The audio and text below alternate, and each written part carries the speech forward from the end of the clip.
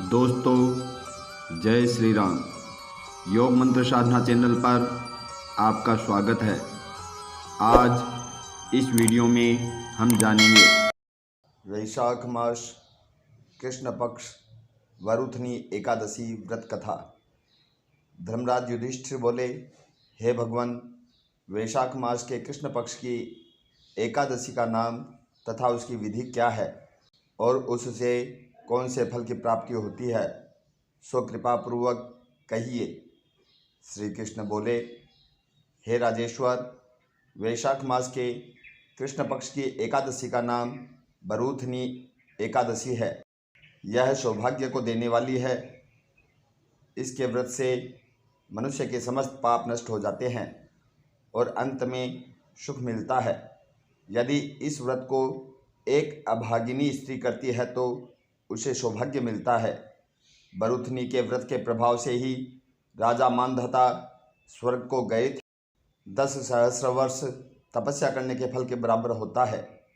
कुरुक्षेत्र में सूर्य ग्रहण के समय जो एक बार स्वर्ण दान करते हैं, उससे जो फल मिलता है वही फल वरुथनी एकादशी के व्रत के करने से मिलता है। वरुथनी एकादशी के व्रत से मनुष्य इस लोक और परलोक दोनों में सुख प्राप्त करते हैं और अंत में स्वर्ग को जाते हैं।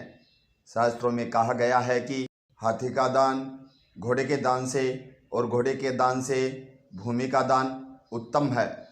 उससे उत्तम तिलों का दान है। तिल से स्वर्ण का दान और स्वर्ण से अन्न का दान श्रेष्ठ है। संसार में अन्न दान के बराबर कोई भी दान नहीं है। अन्न दान से पितरेश्वर, देवता, मनुष्य आदि सब तृप्त हो जाते हैं।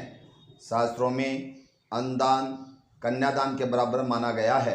वरुथनी एकादशी के व्रत से अन्नदान तथा कन्यादान का फल मिलता है।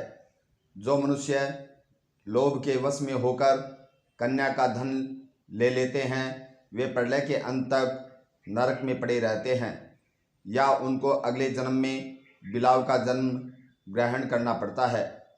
जो मनुष्य प्रेम से एवं धन सहित कन्यादान करते हैं, उनके पुण्य को चित्रगुप्त भी लिखने में असमर्थ हो जाता है। जो मनुष्य इस वरुथनी एकादशी का व्रत करते हैं, उनको कन्यादान का फल मिलता है। वरुथनी एकादशी का व्रत करने वाले को दशमी के दिन से निम्नलिखित 10 वस्तुओं का त्याग कर देना चाहिए। कांसे के बर्तन में भोजन करना, मांस, मसूर की दाल, चना, कोंदा, साग, मधु, दूसरे का अन्न, दूसरी बार भोजन करना, स्त्री के संग या अन्य किसी के साथ मैथुन करना। उस दिन जुआ नहीं खेलना चाहिए तथा शयन नहीं करना चाहिए। उस दिन पान खाना, दातुन करना, दूसरे की निंदा करना तथा चुगली करना और पापियों के साथ बातचीत भी नहीं करनी चाहिए। उस दिन क्रोध, मिथ्या भाषण का त्याग कर देना चाहिए। इस व्रत में नमक, तेल तथा अन्न वर्जित होता है। हे राजन, जो मनुष्य इस एकादशी को विधिवत करते हैं, उनको स्वर्ग की प्राप्ति होती है। इस व्रत के महात्म्य को पढ़ने से 1 सहस्र गोदान का फल प्राप्त होता है। इसका फल गंगा के स्नान करने के फल से भी अधिक होता है।